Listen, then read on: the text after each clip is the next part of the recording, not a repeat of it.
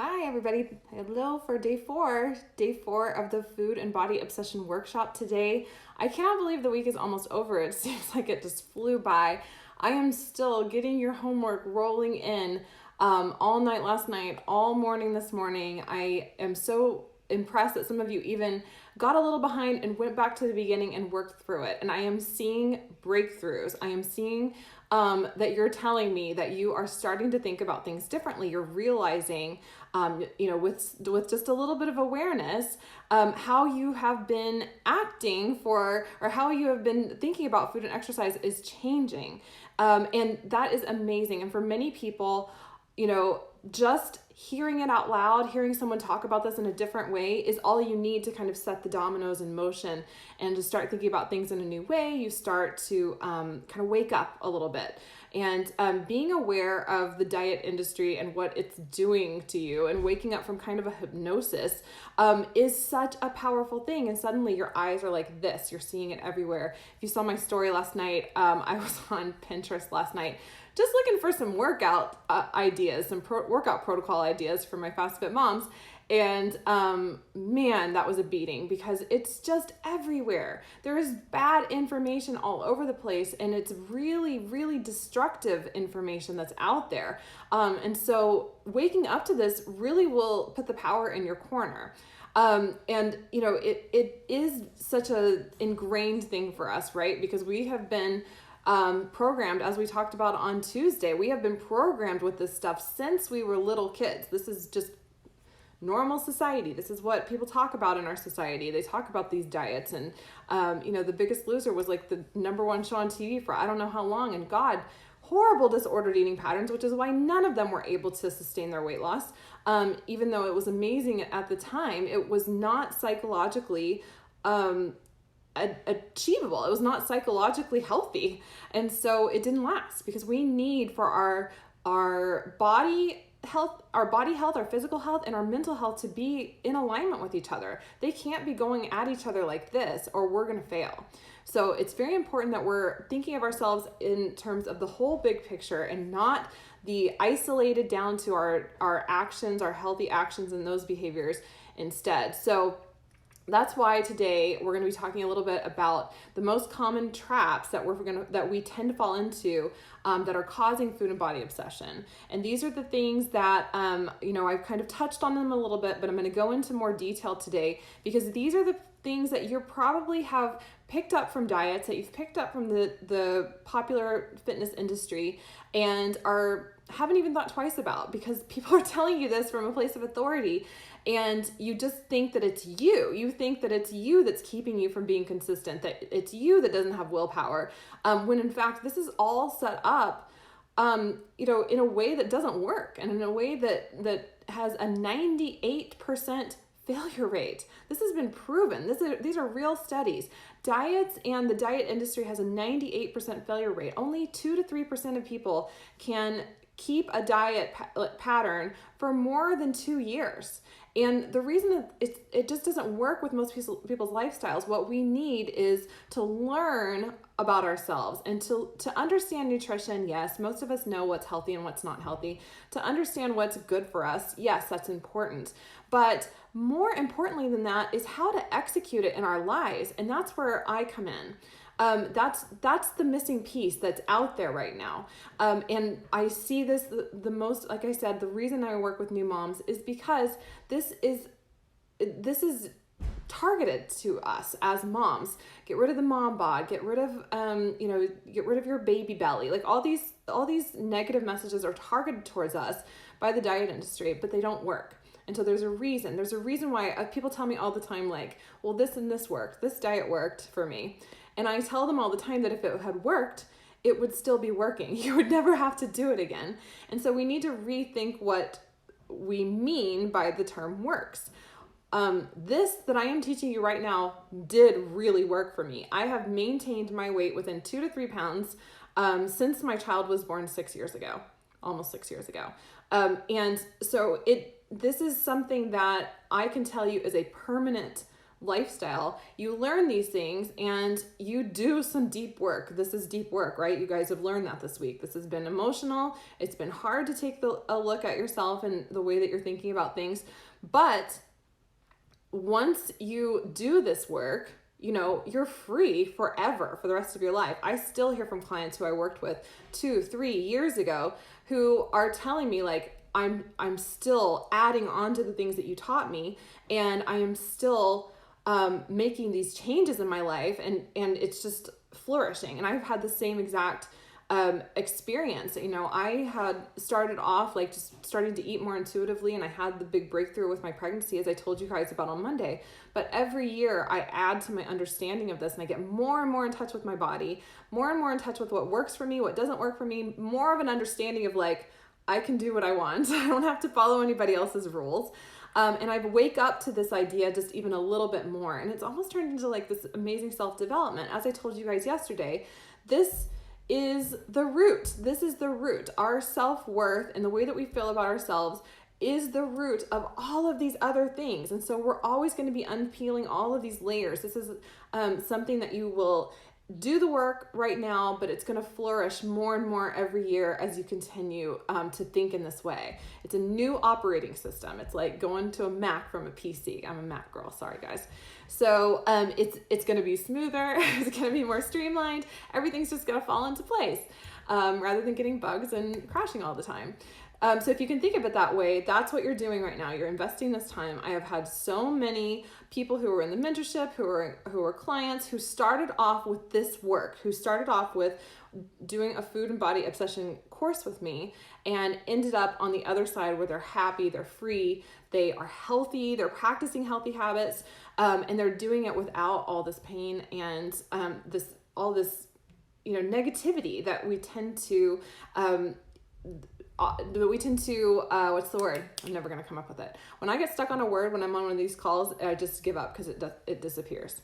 So anyways, I'm going to tell you the most common dieting traps that we fall into that cause food and body obsession. This is the number one thing that I see. Tony and I, if you guys listen to the Fitness and Sushi podcast, Tony and I have done an episode about this before, and I think that would be a great supplement to today's workshop. So check out the Fitness and Sushi podcast. So number one, of course, I'm just going to start with dieting. Okay. Dieting has strict rules, and it puts us in a scarcity mindset around food. So what that means is that when you get into a scarcity mindset with food, there's not enough, right? That when you feel like something's scarce, then there's not enough of it. And when you feel like something is abundant, then, there's always enough. You don't have to worry about it. You don't have to think about it because there's enough. When you are in a scarcity mindset with food, when you are putting yourself on a diet, what you're saying is you can't have it. It's not enough. And so when you are doing that, you're telling your primal brain something scarce, start looking for it, right? And so your brain starts to obsess over that food, and it starts to look for it because your brain literally thinks that something is wrong. Something is scarce, so we need to obsess and find it. Because I talk about the hunter and gatherer days a lot because this is our primal brains, the very primal ancient part of our brain is developed to protect us from famine. And it was because of this. And so we still have this part of ourselves and we don't understand it. But understanding it can help you kind of shed some light on some of your behaviors. So when something was scarce back when we were hunting and gathering, we had to obsess over it because if we missed it, then we might starve to death, right? So we take something out, we make it scarce, we start obsessing over it, we start to think about it all the time, and then once we're doing that, that's the point when you've gone on a diet where you're like, oh, all I want is an ice cream cone. All I want is sugar. I cannot wait until 21 days is up and then I can have some ice cream, at the end of the 21 days. And you're thinking about it all the time where if it wasn't restricted, you wouldn't be thinking about it probably, right? And so you put yourself into that place, and let me pull up the binge restrict cycle here since I'm going into it. This is the restrict binge cycle, and this is exactly what happens when you put yourself on a diet. You start with restriction and you tell yourself, I have to get my body under control, right? And then it goes into obsession, and then struggle, and then you binge and overeat, and then you have the guilt and shame surrounding it. And the reason this is happening is because of that primal drive that we have to not starve. And so we're obsessed because we think something's scarce, so we're looking everywhere for it. We're thinking about it all the time. We're struggling because our willpower runs out. We're binging and overeating because in our primal brain, when the thing that was scarce is found, the thing that we think we need to survive, our ancient brain thinks that, then when we find it, it wants to like overload on it and gorge on it because we don't know when we're going to find it again, right? And then comes the guilt and shame, and the whole thing starts all over. So let me go through, and this is a post in my feed. If you guys want to see this again, you can go to my feed after this is over and see. So this starts with restriction, and this is putting ourselves on a diet. You are taking a food or a food group and it becomes off limits, or it's bad. It's got some kind of stigma. Why does that word not sound right? Stigma? So now it's off limits, or we've got some kind of stigma against it. So it could be sugar, it could be carbs, it could be fat, it could be animal, I don't want to say vegetarian because it's for a lot of people that's an ethical thing, but for some people they're doing it as a diet, right? So whatever it is, you make it scarce, you take it off the table, you're not allowed to have it anymore, and there's a strict rule about it. And this has been determined by someone's external sources. Like you believe someone told you, if you do this, you'll lose weight, or if you do this, you'll be healthier, or if you do this, XYZ. And it's not your own internal feedback that is telling you to do this. That's different. So restriction isn't always a bad thing. Sometimes we need to restrict something because it makes us feel like crap. And that's a whole different lesson for a whole different day. But there's no flexibility in this, like whether or not you can have the food. Like there's either one certain day that you can have it, like your cheat day or your cheat meal, or you can only have it Wednesday morning or whatever it is. It's restricted, and there's some kind of rules around it, and it's coming from an outside source. That's the first step. And then comes when you're relying on willpower, and this is the obsession aspect of it. When you are like, you're relying completely on willpower, you're like, I will never eat this again. Willpower is an exhaustible resource. And what you don't understand is when you're relying on willpower, that's eventually going to wear out. And so that's coming in the next phase. But on this part, you feel really high, right? You feel really good about like, I'm taking control. I've got control over my body. And you feel almost a sense of control, like we talked about yesterday with being in self-control. And so you are really excited and motivated by the possibility of changing your body. Not understanding, most people don't understand that change takes so much time and patience and consistency. But diets are sexy, right? Diets are so sexy, and they make us feel like this problem that we have of hating ourselves is just this one diet away. It's just this 21 days away. Or just follow this meal plan away, and all your problems will be solved and you'll be happy with your body. So we get real excited during this part, but willpower is an exhaustible resource. It wears out every day.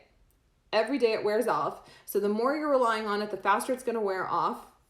So if you're relying on willpower, let's say that you really actually like sugar and you are relying on willpower to keep you away from sugar completely, not the fact that like it doesn't make you feel good or it's not good for you, but literally just willpower, you're going to drain that so fast. It's like a bank account.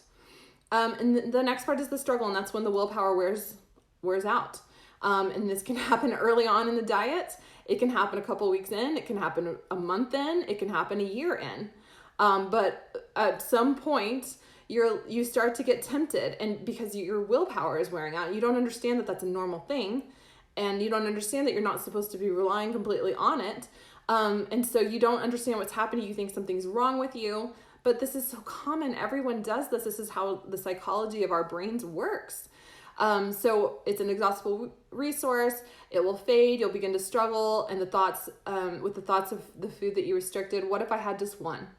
You start to think about it more and more. And this is that food obsession that's happening. What if I had just one? What if I eat it just this one time? I'll start over on Monday. And you're looking around at people, like say that you're out at a party and like, how come that girl can eat this and I can't eat this?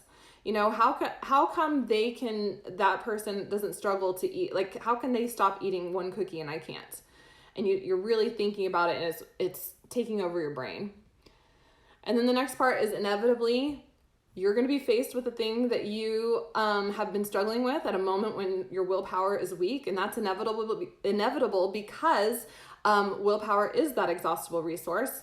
And because food is everywhere, right? We're not in a society where food is actually scarce. We're in a society where it's very abundant. And because you think you can never have the food again, you can't stop eating it. It's that Last Supper mentality. And you rationalize it by saying things like, it's okay, right now I'll start over on Monday, but since I won't be able to have it again on Monday, I'm going to eat a lot of it. Because even if you're not saying that out loud, in your brain somewhere is like, this is bad, I can't eat this again. I shouldn't be eating this. And so there's this intensity around that food, and you can't stop eating it. It's just taking over. And then you get to the part where it's over. The food has settled in your stomach. You feel like crap, both mentally and physically. And you feel guilt and shame over that food. And you've lost confidence in yourself. You think that you're broken, right? At the end of a diet, when you've broken that diet and you need to get back on the wagon, you've lost confidence in yourself. It's such a mental it's just such a mental confidence killer. And you don't think that you have what it takes to actually follow a healthy eating lifestyle. And then driven by this shame, you head right back into restriction. So that's where the cycle comes in. You head right back from guilt and shame back into restriction, and this just goes on and on and on and on. And for me, it went on for 20 something years, probably 25 years, because it started when I was a teenager. It started when I was like my youngest daughter's age. She's 13, at least that young. And we just can't understand it. We don't know why we're flailing like this. We think that we are broken, that something's wrong with us. But really what drives this binge restrict cycle is exactly what I told you guys yesterday. It's that feeling of self-worth, like we have to fix our bodies right now. It's that frantic energy to do something fast. That's something I noticed when I was on Pinterest last night. Again, if you watch my stories, you can see some of the crap that's on there about, working out. But it's, the marketing of this fitness and diet industry gives us these words like rapid results, 2 weeks, lose massive fat in 2 weeks. I even saw a promise of doing HIIT workouts for 2 weeks and losing 20 pounds, which is like, that's not going to happen for almost anyone. And, they choose this wording, and it sounds so enticing and so sexy, but it is too good to be true, because this stuff, you can see when you're going through the cycle, how this affects you mentally. And you go through this over and over again. And every time you go through the cycle, you lose confidence in yourself. Every time you go through the cycle, you instill that disordered eating behavior even deeper in yourself. And this is not normal. It's not normal to be living your life this way. It's common. Everyone's on a diet. I bet you know someone right now who's on a diet. You might be on a diet right now. But that does not mean it's healthy. This is no way to live. And, this is why our brain is filled with this stuff. Because this is what's going on inside. And we are constantly triggering this survival mechanism, and our brain's trying to keep us alive. So we think that we're bad because we binge, but that is our brain trying to keep us healthy and alive. So we're working against our psychology. We're working against the way that we're built. And that can be extremely frustrating. So, it's this cute and funny thing that we do in society. Like, we laugh off diets. It's like a joke. I mean, it's in so many TV and movies. It's funny. It's like this cute thing that gets talked around and tossed around so easily. But it's a miserable experience, and it's exhausting as a mom, because we have all this other responsibilities and all these other things in our lives. And, we don't, at the point that you become a mom, you have all these responsibilities forever, and you don't want to be bogged down. My kids are older, but I still have so much to worry about other than the restrict binge cycle and going through that exhaustion over and over and over again. And I told you guys yesterday that dieting is just like putting yourself in prison, and the key is in your pocket. So, that feeling of freedom is what we're seeking. We want to be free, but we're going around about it the wrong way. Your freedom is just deciding to take care of yourself. And that's the alternative, is just to practice massive self-care. A lot of people associate not dieting with letting myself go. And it's not that at all. You don't diet and you also don't let yourself go. It's not, either or. It is, I take care of myself. I get in touch with my body. I don't treat myself poorly and binge. I don't treat myself poorly and eat, to comfort myself all the time anymore. There's this whole in-between lifestyle that's waiting for you that you just need to learn and train yourself in, or train with me. And then the worst part about dieting is that it divorces us from our body signals. It gets us out of touch with our bodies. When we're following this outside set of rules, we're not listening to what our body's telling us. If we're hungry, we're like, too bad. We just have learned to ignore it. Too bad, because I gotta lose weight. It doesn't matter that this calorie calculator that has spit out this number at you does not know exactly how much you've been moving, does not know your DNA, does not know your lifestyle. It does not know exactly what you're eating. And so we ignore that. We don't care because we don't trust ourselves and we don't trust our own bodies. Can you see how having self-regard comes into play here? When we don't have self-regard, then we don't trust ourselves. So if we don't have self-worth, then we don't trust ourselves. And so that's coming into play right here at this moment, because we are letting a calorie calculator dictate how much we eat when we may need more than that. And what happens is we're under eating because of calorie calculators, and then we're binging later, and we don't realize that it's because we were under eating when we were following the calorie calculator. We blame ourselves. We just think we're weak, and that's not what's happening. And so this is why I want you guys to kind of start to wake up a little bit to this, right? And to understand that this is not all your fault. It's the system's fault that has been set up to help us, to make the diet industry money. Let's get real. So we have these amazing bodies that are constantly giving us feedback, and you just have to learn how to tune back into it. When you were a kid, when you were little, most of you, I know some people, have had issues come up really early, with dieting, like really early. But for most of us, you can think back to a time when you were a kid where there wasn't all these weird hangups around food, and we were just eating. And maybe we didn't understand nutrition yet, and maybe we needed some kind of nutrition education, but for the most part, we were intuitive eaters, and we're born that way. We know when we're full, we know when we want to stop eating, we know when something makes us feel bad, but we have been trained to tune out of that. And so if you can just take some time to tune back in and to listen to your body's signals, and while staying in that abundance mindset and not messing up your psychology with disordered eating habits, you can learn to get back in touch with your body. And so, that is a major thing that I teach my clients and I teach in the mentorship, is learning to get back in tune with your signals that your body's sending to you, because if you will trust them, you will never need a calorie calculator. And if you learn how to accurately interpret them, you don't need to micromanage yourself, and you don't need a diet. You don't need a meal plan. So we have, through this entire process, through this dieting process, we have learned to believe that we're broken. And I've seen that over and over, that theme happening over and over in the homework that's been coming in, is I believe I'm broken. I believe I have low willpower. I think I'm addicted to food. But it's the dieting that caused that. It's the dieting that caused that behavior, and it's the restriction that's the cause of it, not us. We've just accidentally triggered this primal process in our brain that need for famine protection, and that's impossible to overcome. Guys, you are never going to be able to overcome your primal drive to stay alive. You're not. And you believe that because you couldn't overcome your primal drive to stay alive, that you're broken and that you don't have willpower and that you just are addicted to food. You've been taught wrong.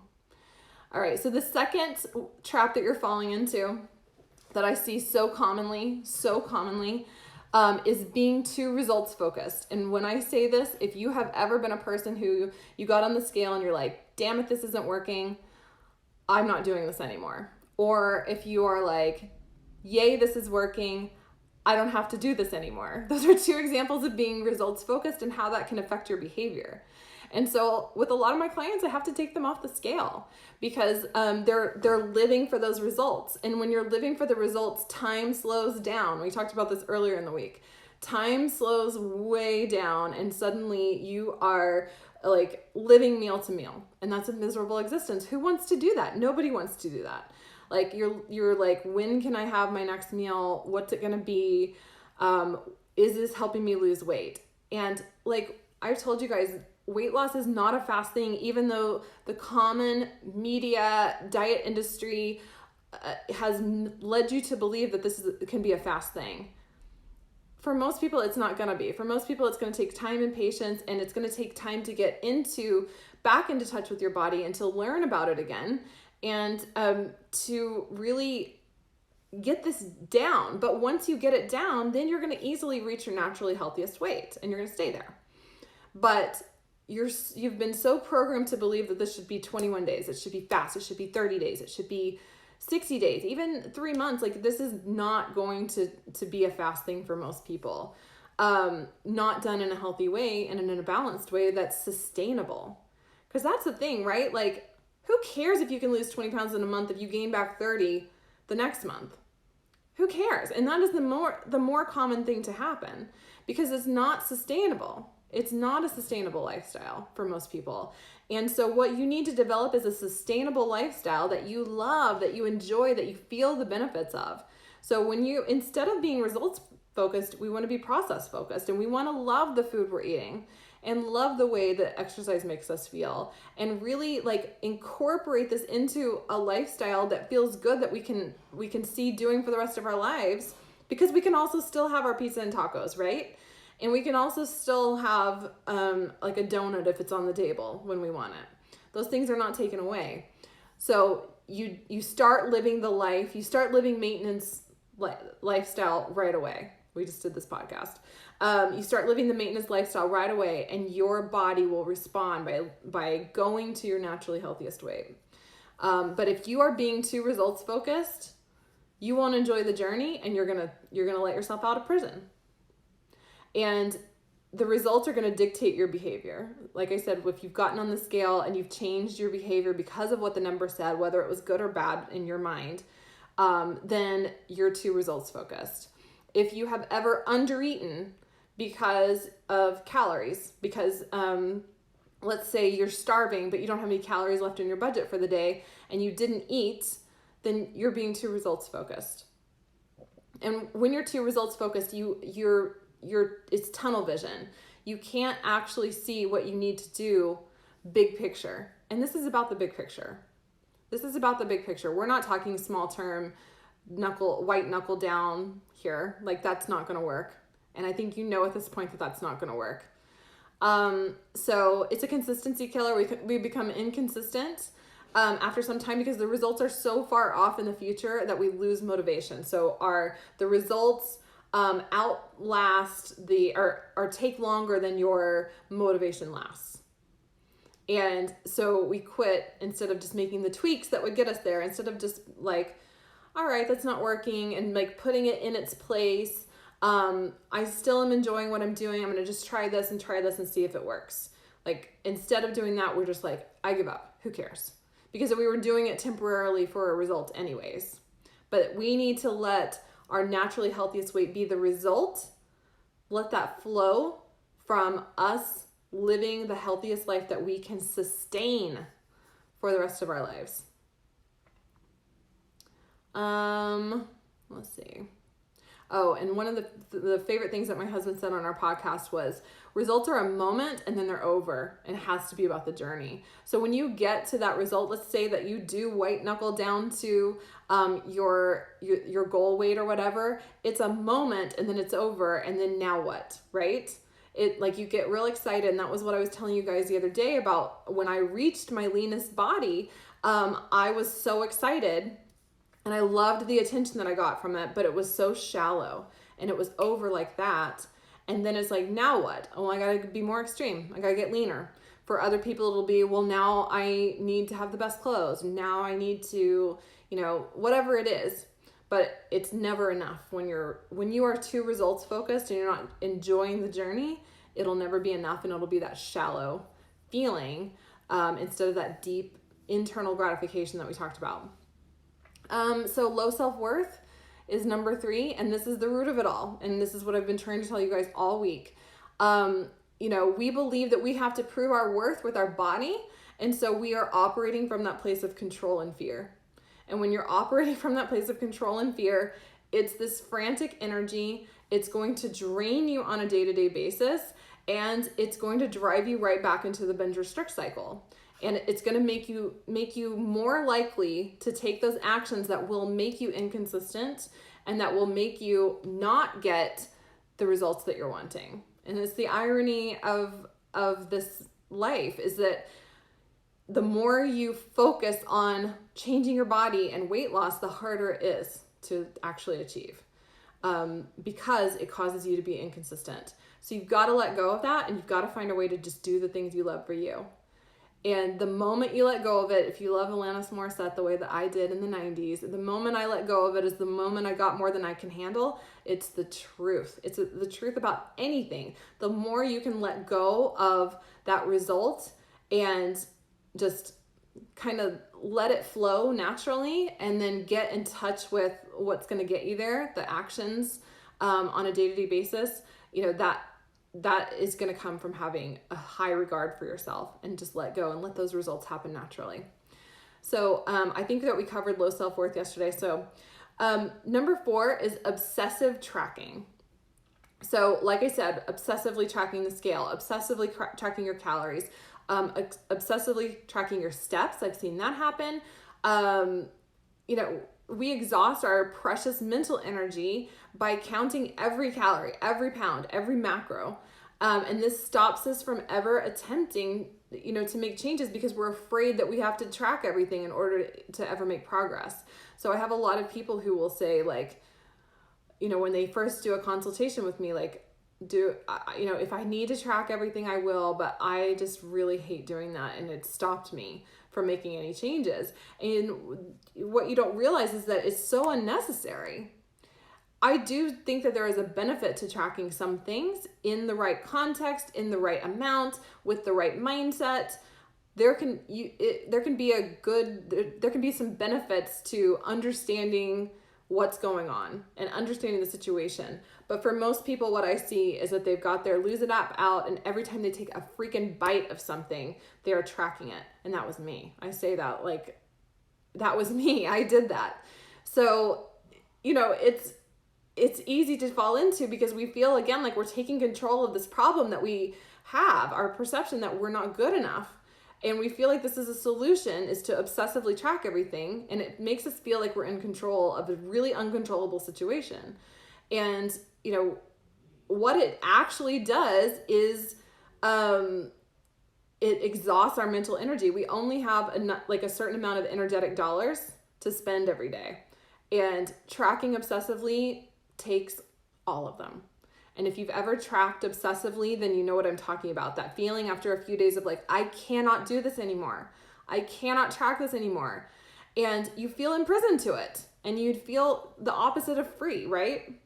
And what we're trying to go for here is that feeling of freedom. If we can experience that feeling of freedom, then we can do that forever. And that's what's sustainable, is that feeling of freedom. So obsessively tracking is going to be the opposite of that. It's going to make you feel imprisoned. And then finally, number 5 is relying on external tools. So again, like I said earlier, diets take us out of control, or out of touch with our body signals and our intuition, our likes and dislikes. And so we start to rely on external tools instead, like outsiders' rules. So someone else's food rules, or a diet, or a meal plan, or a meal program, or anything, any kind of plan that is handed to you. The calorie counters, the scale, the all of those other things that we've already been talking about. We're handing our power over to them and saying, here, tell me what to do. And instead of relying on our own signals, our intuition, our preferences, our personality, our biology, and understanding those things, and understanding our schedules even, and the life of a mom, and we're saying, here, none of that matters. Tell me what to do. And then we wonder why we can't sustain it. That's why. Because we're all different. We're all 1,000,000% different. And we can learn how to manage ourselves. It just takes a little bit of an investment of time and a little bit of an investment of understanding and taking this time to really understand exactly what we need and exactly what is going to work for us, and letting go of outsiders' rules and saying, I will figure out what's best for me. I'll take your ideas. We need ideas. There's nothing wrong with that. And I even encourage people to take diets before and say, take out what doesn't work for you and keep what does work for you. And I've benefited from diets in that way because it helped me to start eating healthier food when I did paleo. But I could not sustain not eating grains. I could not sustain not eating dairy. I love those things. So I took that out. I just eat whole foods as much as I can, and I eat what I want. So that's it for today. That's the workshop for today. Those are the 5 things. Let me just go over it again. Number 1 was dieting and staying out of that binge restrict cycle. Number 2 is being too results focused on results instead of the process or the actions that you're doing. Number 3 is having low self-worth. This is the root of everything that we're talking about, and that needs to be addressed no matter what you're doing. And these actions will flow from that. Number 4 is obsessive tracking. So tracking every bite, tracking every pound, tracking every step, tracking every mile. It's too draining. And then finally, relying on external tools and outside sources for to tell us what to do, instead of relying internally and learning how to get in touch with our bodies and our body signals. So those are 5 consistency killers, ways that the traps that we're falling into that cause food and body obsession. And it's probably the most common things that I hear when I'm working with women, when women are coming into my one-on-one program or the mentorship. They are struggling with either all of these things or at least a few of them. So your homework today is going to be to figure out which of these traps do you struggle with the most, and to also determine what results you got when you were in that mindset. What was the result of you being too results focused? What was the result of you having low self-worth and operating from that place, from that operating system? The obsessive tracking. What was the result? What was your result of dieting? Has it worked for you? And remember, our new definition of what works is that it never stops working. You never have to do it again. You don't get to count it if you said, but this worked for me before. It didn't work because you're not still doing it. It's a permanent shift, a permanent change, because it's an operating system. It is a thought pattern. It's a new way of thinking. It's not even just a lifestyle. It's just a completely new way of thinking that leads to this different lifestyle. So instead of thinking about adopting the lifestyle, you adopt a mindset, a new way of thinking. So I want you to figure out which of these traps you struggle with the most, what results you got from this mindset, how does that feel? I really want you to think about how much misery this has caused you. And then did anything give you long-lasting results or happiness?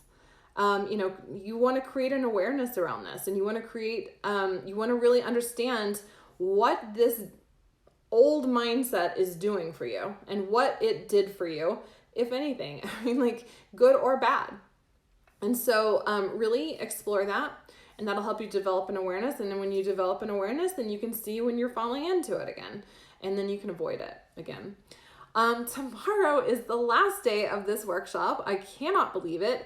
As promised, I'm going to be introducing you to several women who they volunteered to talk about their experience with getting out of this old mindset, this dieting habits, and this negativity, this misery, and get into a place of freedom, feeling free with food, adopting healthy habits that feel effortless, and their experience with that. So they're going to tell you their stories, just a little bit of their stories tomorrow, and you're going to be able to hear about that. And then I'm going to tell you about a way that you can work with me to continue this lifestyle change, this mindset shift. It's an amazing opportunity that's opening up just for you guys, just for the people who have been in the food and body obsession workshop first, before it opens to the public. So you're definitely going to want to check that out. because it is life-changing, and most of the ladies who you're going to be hearing from tomorrow have been through that process with me, and are coming back for more next year. So all right, so that's the end of the day. Make sure you do your homework. You can email me if you want to send me your homework. I love hearing it. Again, I'm having trouble responding to everyone. I'm so amazed at how many of you are really putting your heart and soul into this. So feel free to email that to me. I promise that I read everyone. I just don't have time to respond to everybody's homework. You can tag me on Instagram. You can DM me on Instagram. Any of those things is works for me. I will see it, I promise. And let me know how this week has gone for you, and how what kind of mindset shifts you've made since adopting this new mindset. What kind of epiphanies you've had. But I really want to hear which of these traps that you have been falling into, because I'm curious if it's all of them. Because for me, definitely, I have gone 5 for 5 many, many times in my life. So don't feel bad. It's common, and that's why we're talking about it. So I will be back tomorrow. I'm going to be here a little bit earlier, 10:30 Central Standard Time instead of noon. Tony and I are recording podcasts tomorrow, so I've got to do that. But I will be here first, and you will get to hear from those lovely ladies. And that is it for today. So if you have questions, comments, you can leave them here. If you're watching this video replay, you can email me to reach me. But I'm really excited about this homework, and I can't wait to hear back from you guys. So enjoy.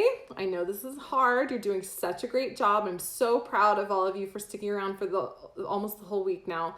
You're doing such a great job doing this work. This is hard work, and I'm really proud of you for doing it. All right, guys, I'll see you next time.